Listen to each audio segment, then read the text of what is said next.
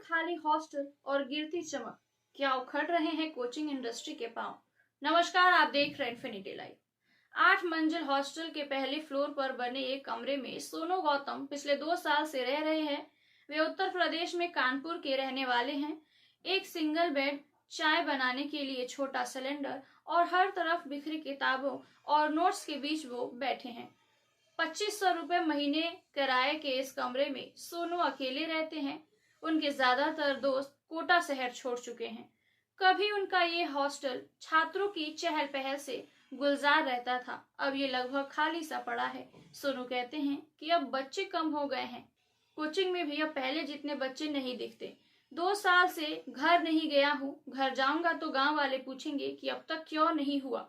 Hindi medium से पढ़े सोनू के लिए इंग्लिश में कोचिंग करना एक चुनौती तो है ही, साथ ही शहर का बदलता माहौल भी कम मुश्किल भरा नहीं है।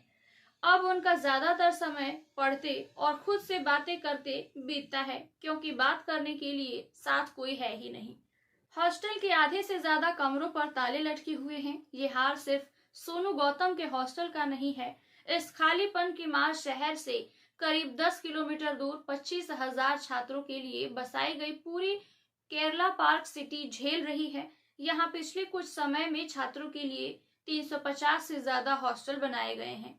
कामयाबी के ख्वाब, दुनिया जीत लेने का जज्बा और आगे बढ़ने की उम्मीद लेकर देश के कोने कोने से लाखों छात्र हर साल कोटा पहुंचते हैं।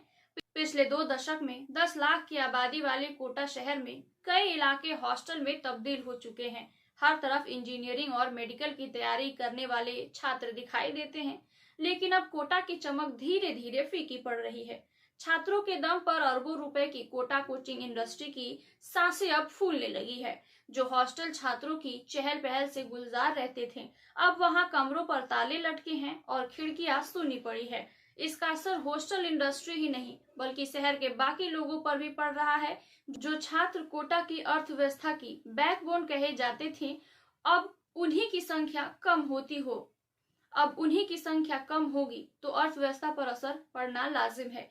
सवाल है कि आखिरकार आईआईटी और नीट कोचिंग के नाम पर जिस कोटा का नाम लोगों के जहन में सबसे पहले आता है, उसकी ऐसी स्थिति क्यों हो रही है। बच्चे कोचिंग के लिए कम क्यों पहुंच रहे हैं और क्या कोटा इस संकट से उभर पाएगा। छात्रों की संख्या में आखिरकार कितनी कमी हुई है। 90 के दशक में वीके बंसल ने कोटा के विज्ञान नगर से बंसल क्लासेस की शुरुआत की थी। कुछ बच्चों को कोचिंग देने से शुरू हुआ ये सिलसिला देखते ही देखते एक बड़े कारवां में तब्दील हो गया। उनके बाद इंजीनियरिंग और मेडिकल की तैयारी करवाने के लिए कई कोचिंग इंस्टीट्यूट ने कोटा को अपना केंद्र बना लिया और धीरे धीरे ये शहर कोचिंग इंडस्ट्री के रूप में बदल गया। नेशनल टेस्टिंग एजेंसी के मुताबिक साल 2024 में करीब 23 लाख छात्रों ने नीट और 12 लाख छात्रों ने जेईई की परीक्षा दी। कोटा हॉस्टल एसोसिएशन के अध्यक्ष नवीन मित्तल का कहना है कि पिछले 2 दशक में यह पहली बार है जब कोटा आने वाले छात्रों की संख्या में करीब 30% की कमी आई है। ऐसी ही बात ई-कोर्स के फाउंडर और 2 दशकों तक कोटा कोचिंग इंडस्ट्री में काम कर चुके डॉक्टर सोमवीर तायल भी कहते हैं। वे कहते हैं कि कोरोना के बाद इतने बच्चे आए जिसकी उम्मीद कोटा ने कभी नहीं की थी, लेकिन धीरे धीरे बच्चों की संख्या कम हो रही है। इस साल तो हालात ये है कि करीब 1 या 1.25 लाख बच्चे ही कोटा आए हैं। हॉस्टल इंडस्ट्री के हाल कोटा में आखिरकार कैसे हैं? कोचिंग के लिए आने वाले छात्रों के लिए कोटा में हर तरफ हॉस्टल दिखाई देते हैं। दक्षिण कोटा का विज्ञान नगर, महावीर नगर, इंदिरा कॉलोनी, राजीव नगर, तलवंडी और उत्तर कोटा की कोरल सिटी छात्रों का गढ़ है। लेकिन अब इन इलाकों में हर तरफ हॉस्टल या घरों के बाहर टू लेट लिखा हुआ दिखाई देता है। बाहर से चमकती हुई कई इमारतों के अंदर कमरों पर ताले लटके हुए हैं, तो कुछ हॉस्टल ऐसे हैं जिन्हें लोगों ने कम किराए की वजह से बंद कर दिया है। नवीन मित्तल कहते हैं कि करीब 30% बच्चों की कमी के कारण हमारी इंडस्ट्री 6,000 करोड़ रुपए से अब 3,000 करोड़ रुपए पर आ गई है। विज्ञान नगर में मेस के साथ हॉस्टल चलाने वाले संदीप जैन कहते हैं कि यह कोटा में कोचिंग का सबसे पुराना इलाका है। यहीं से बंसल सर ने कोचिंग शुरू की थी। ऐसा ही हाल कोटा के रहने वाले दीपक कोहली का है। वे पिछले 25 सालों से हॉस्टल इंडस्ट्री से जुड़े हुए हैं। वे 50 कमरों का एक हॉस्टल राजीव नगर में, 20 कमरों का एक पीजी विज्ञान नगर में और 50 कमरों का एक हॉस्टल कोरल सिटी में चला रहे हैं।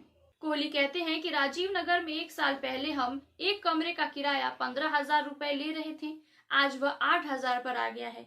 वहीं विज्ञान नगर में जो पीजी का किराया 5,000 था, उसे कोई 3,000 रुपए में भी नहीं ले रहा है। हमारे सभी हॉस्टल आधे से ज्यादा खाली पड़े हैं। कोरल सिटी में ही हॉस्टल चलाने वाले मुकुल शर्मा भी परेशान नजर आते हैं। वे हॉस्टल इंडस्ट्री में साल 2009 से हैं वहां और यहाँ 75 कमरों का एक हॉस्टल चला रहे हैं। इन संस्थानों में बच्चे कम आने का नुकसान अब साफ तौर पर नजर आने लगा है। कोटा में पुरानी साइकिल खरीदना और बेचना एक बड़ा व्यवसाय है। शहर में पहुंचते ही ज्यादातर बच्चे सबसे पहले अपने लिए एक साइकिल का इंतजाम करते हैं।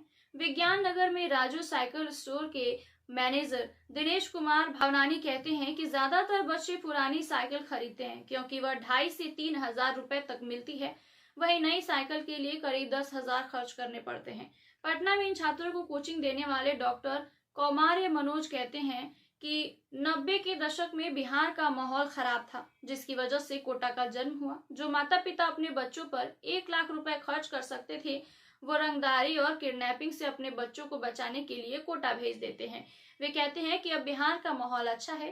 देश के बड़े कोचिंग संस्थानों ने अपना सेंटर पटना में खोल लिया है, इसलिए माता पिता कोटा भेजने के बजाय अब पटना में ही बच्चों को पढ़ाना पसंद कर रहे हैं। कोटा पहुंचने में 26 घंटे लगते हैं, जबकि पटना में माता पिता घंटे 2 घंटे में अपने बच्चों से मिल लेते हैं। धीरे धीरे कोटा वीरान पड़ रहा है और वहीं पटना की बात करें तो वहां छात्रों की संख्या बढ़ रही है। ऐसे और तमाम खबरों के लिए देखते रहे infinity live. Please like, share and subscribe my YouTube channel.